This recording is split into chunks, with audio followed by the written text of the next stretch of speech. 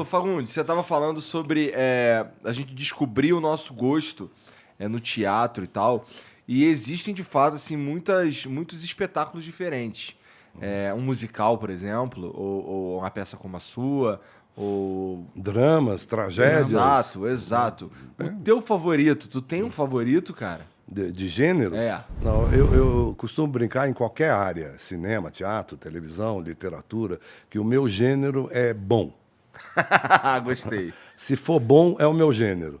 Porque você tem dentro dos gêneros, você tem de tudo.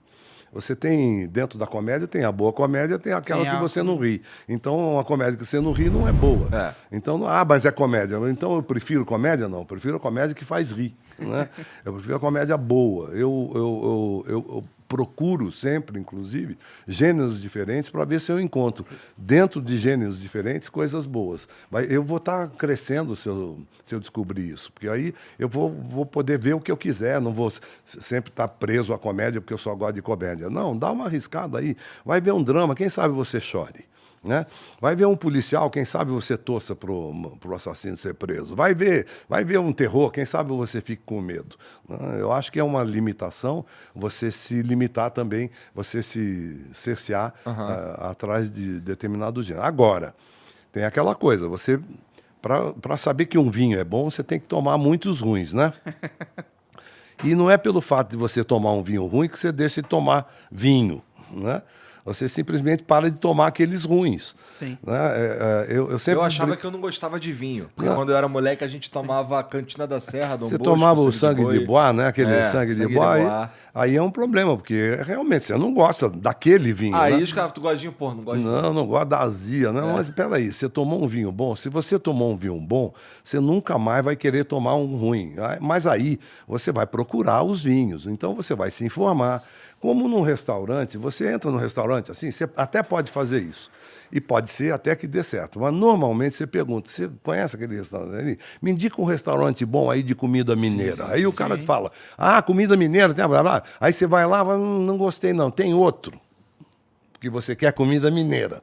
Então você vai atrás desse negócio. E é a mesma coisa que você tem que fazer com tudo na sua vida. E por que não com teatro? Né? Eu tenho amigos que falam assim, eu fui ver uma peça, não gostei, nunca mais voltei. Eu falo, porra. Mas peraí. Eu tenho outro que é até engraçado. Ele falou, faz 10 anos que eu não vou ao teatro. Eu falei, por quê? O que houve? A última vez que eu fui, roubaram o meu carro. Aí eu falei, que bom que você não foi ver sua mãe, né? Pô? Nunca mais ia voltar na casa da mãe, né? Que desculpa besta, né? Desculpa besta. Mas eu não tenho nenhuma desculpa, eu só não voltei porque eu sou um merda. Não.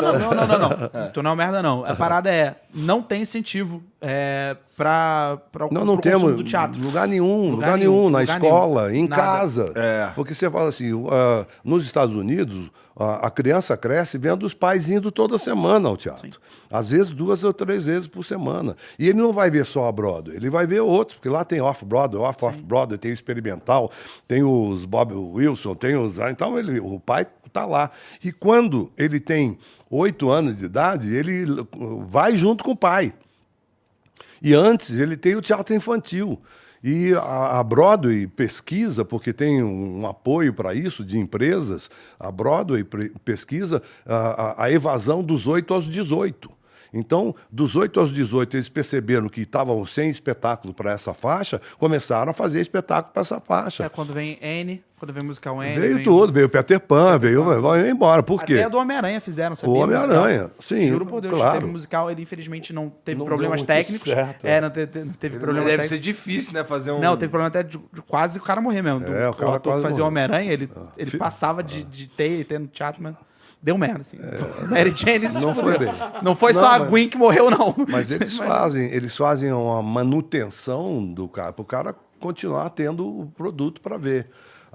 Aqui no Brasil você não tem isso. Você tem um incipiente teatro infantil, que é um grupo de atores batalhadores, geniais, que lutam pelo teatro infantil, que é para dar para a criança uma visão do teatro, e depois dos 8 aos 18 anos a criança não tem o que ver. Nós não temos um teatro juvenil aqui no Brasil instituído. Tem uma ou outra peça que arrisca, mas não é um movimento. Então são 10 anos que você fica sem ir ao teatro, com essa porcaria desse aparelhinho na mão, você não vai mesmo. Mas, assim, eu acho, se eu tivesse que chutar, como é que a gente resolve... Vamos dizer que isso é um problema. Como é que a gente resolve esse problema? Eu acho que ele é muito complexo, porque primeiro a gente precisa resolver um problema socioeconômico para aí resolver um problema cultural. O MMA resolveu o problema socioeconômico, porque o MMA, aquele ingresso lá em cima, que você tem que ficar olhando no telão, senão você vê os carinhas desse tamanho, você não sabe nem o que é que está ali, lá em cima custa R$250. Mas o MMA, ele não é perene. Assim, ele não é nem perene, ele não é constante. Claro como que o teatro. claro que é. Mas, Tem pô, campeonato MMA... todo sábado. Não é todo sábado. Mas você sabe quantas pessoas cabem num estádio daquele lá? 20 mil. 20 mil é um mês de teatro. Mas aquilo ali é uma galera que, porra, provavelmente uma galera que tá numa situação de vida, assim, diferente. Não, então vamos pro futebol. E o futebol com 5, 6 campeonatos por ano, e você torcendo pro seu time que está nos 5 ou 6 campeonatos, e uma camisetinha daquela ali não custa menos de R$150. Não. Aí Aí você vê tu me todo pegou. mundo com a camisetinha. Não, a gente tem que parar para pensar que não é bem verdade isso. É verdade. Esse problema sociocultural é o seguinte: você tem R$150 na mão. Onde você vai gastar? Tem gente que gasta em cerveja. Passa pela tua cabeça, né? É tem gente que gasta em cerveja, tem gente que gasta numa partida de futebol, tem gente que gasta comprando gibi, tem gente que gasta, sei lá. É que eu acho que o problema... Agora, o problema é o seguinte: se você não tem os R$150 na mão, é outra coisa. Aí é um problema sociocultural. Aí é um problema de distribuição de renda, aí é um problema de você ter realmente pessoas que não têm trabalho, não têm condições de pagar nem o aluguel, não vai gastar um dinheiro que aparecer na mão dela para ir ao teatro. Esse era eu com 15 anos. Mas nós não estamos falando dessas pessoas, nós Não estamos falando de você agora. Que trabalha, que tem a possibilidade de ir ao teatro uma vez por semana, se você quiser. E você pode escolher. Você não escolhe. Por quê? Porque você não foi empurrado para isso há muitos anos. E não só isso, eu acho que também tem uma outra questão. O teatro, por muita gente, ele é visto como chato. O teatro é visto como chato. Aí eu tenho uma meia-culpa nossa, uma meia-culpa da classe, eu acho. Eu não me coloco muito aí porque eu sempre busquei outra coisa. Mas eu percebo, por parte da classe teatral, de alguma forma, um desconhecimento do que seja as nossas plateias, né? Então, eu acho que você tem que prestar atenção. Há 40 anos eu venho conversando com eles depois do espetáculo, eu sei quais são as dificuldades que eles têm. Eu sei que eles acham algumas coisas chatas porque eles não têm informação. Claro. Se você joga um cara, mas aí não vou falar nem de teatro, você joga um cara na frente de um quadro do Mark Rothko, que eu falei para vocês agora, da peça Vermelho que a gente fez. O Mark Rothko era um expressionista abstrato. Que já é um negócio que você fala, hein? Que porra é essa? Poderia repetir, né? Né? Então, expressionista. Isso quer dizer? E ele fez o seguinte: ele criou uma pintura que chamava Campos de Cor. Os quadros dele não tem nem nome. O nome é vermelho, amarelo, vermelho, porque é um bloco vermelho, um bloco amarelo, um bloco vermelho. É isso. Então, os quadros dele não tem título, porque não é nada, é só cor. E ele chegou a vender um quadro agora, há pouco tempo atrás, por $80 milhões.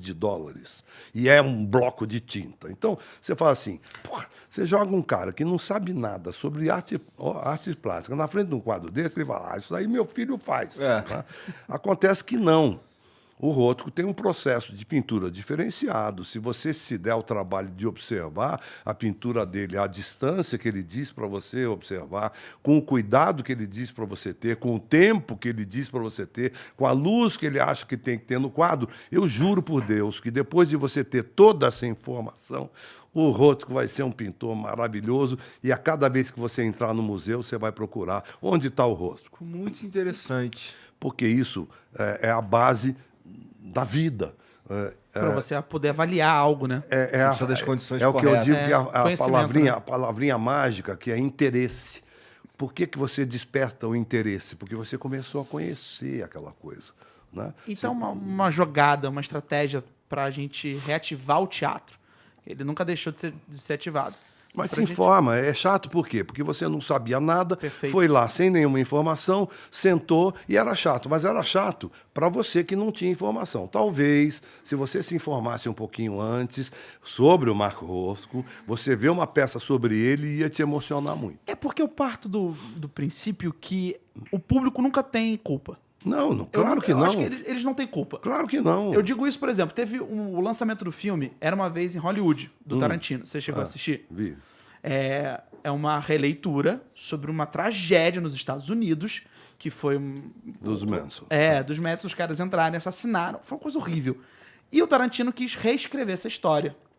Só que a questão é o seguinte, algumas pessoas no Brasil, quando assistiram o filme, não entenderam, Claro. não chegaram a absorver. É uma piada interna. Soou como uma piada interna.